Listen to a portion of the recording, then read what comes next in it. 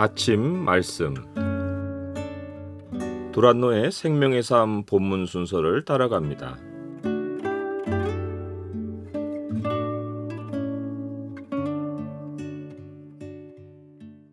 오늘 본문 말씀은 요한복음 10장 11절에서 21절입니다.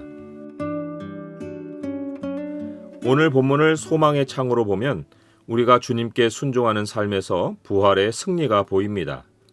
소망의 창을 보여주는 구절은 10장 17절입니다.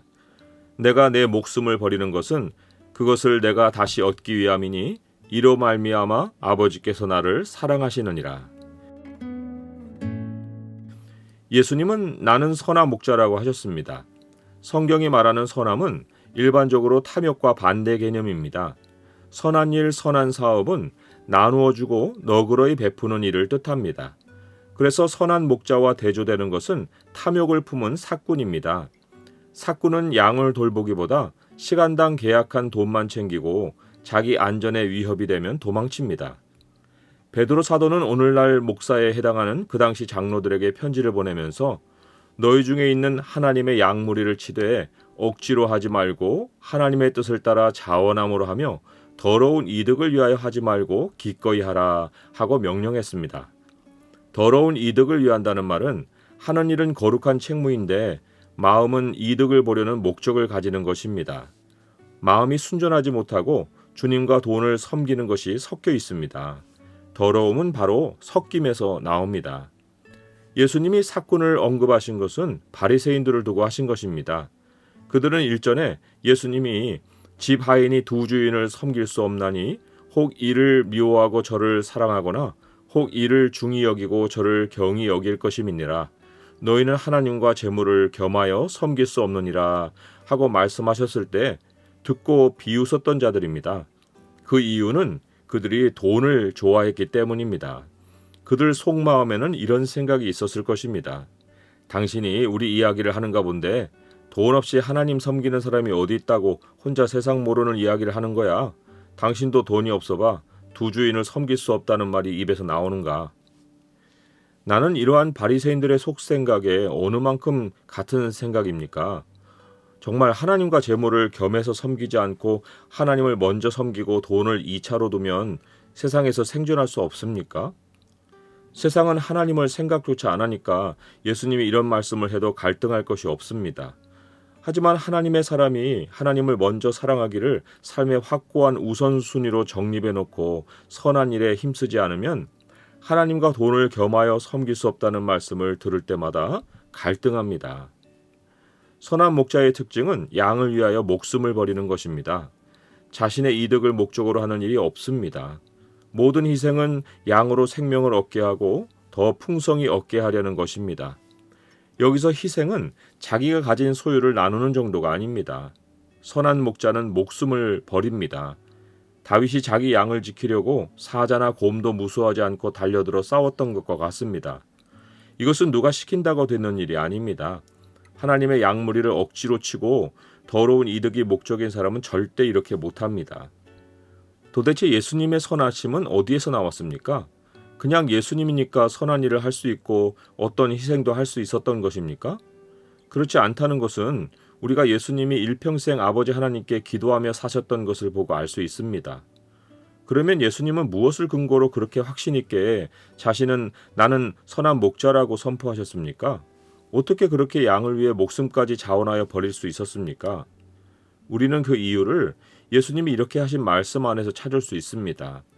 내가 내 목숨을 버리는 것은 그것을 내가 다시 얻기 위함이니 이로 말미암아 아버지께서 나를 사랑하시느니라. 이를 내게서 빼앗는 자가 있는 것이 아니라 내가 스스로 버리노라. 나는 버릴 권세도 있고 다시 얻을 권세도 있으니 이 계명은 내 아버지에게서 받았노라.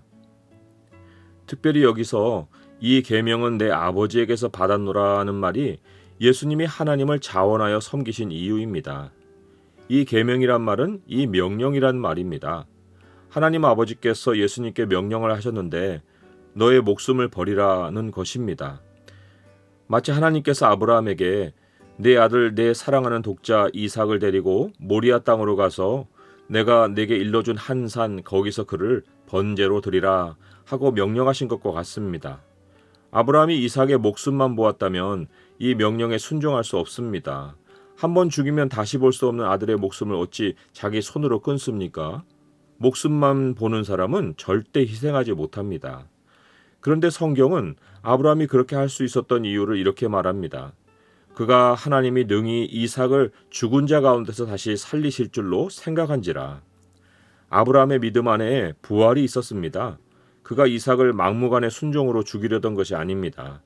그가 희생 뒤에 따르는 부활을 볼 수 있었기 때문에 묵묵히 하나님의 명령에 순종할 수 있었던 것입니다. 예수님도 아버지께서 내 목숨을 버리라고 하신 명령을 어떻게 따를 수 있다고 말씀하셨습니까? 내가 내 목숨을 버리는 것은 그것을 내가 다시 얻기 위함이니. 예수님이 자원하여 희생하신 것은 희생 자체가 목적이 아닙니다. 예수님은 희생 이후에 찾아오는 부활을 내다보셨습니다. 예수님의 마음에는 희생 후에 맛볼 부활의 승리가 더 크게 자리하고 있었습니다. 성경 다른 곳은 이렇게 말합니다. 그는 그 앞에 있는 기쁨을 위하여 십자가를 참으사 부끄러움을 개의치 아니하시더니 하나님 보좌 우편에 앉으셨느니라. 그 앞에 있는 기쁨을 위하여가 바로 부활의 승리를 말합니다. 그것이 예수님이 자원하여 자기 양을 위해 목숨을 버리신 이유입니다. 또한 예수님의 희생 안에 담긴 더 깊은 뜻은 그 희생을 통해 자기만 다시 사는 것이 아니라 모든 양이 함께 살 것이라는 소망이었습니다. 지금은 예수님이 유대 땅에 찾아오셔서 이곳에서 이스라엘의 잃어버린 양들을 돌보다가 죽지만 죽고 부활하신 후에는 이 우리에 들지 않은 다른 양들이 자신의 돌보심 아래로 돌아올 것을 아셨습니다. 그 양들이 바로 우리입니다. 우리가 예수님의 희생의 열매이고 또한 예수님의 부활의 열매입니다. 예수님이 다시 살아나지 않으셨다면 우리라는 열매는 없습니다. 한 알의 밀이 땅에 떨어져 죽지 아니하면 한 알 그대로 있고 죽으면 많은 열매를 맺습니다. 나는 주님을 믿는 것이 희생만 하는 것이라고 생각합니까?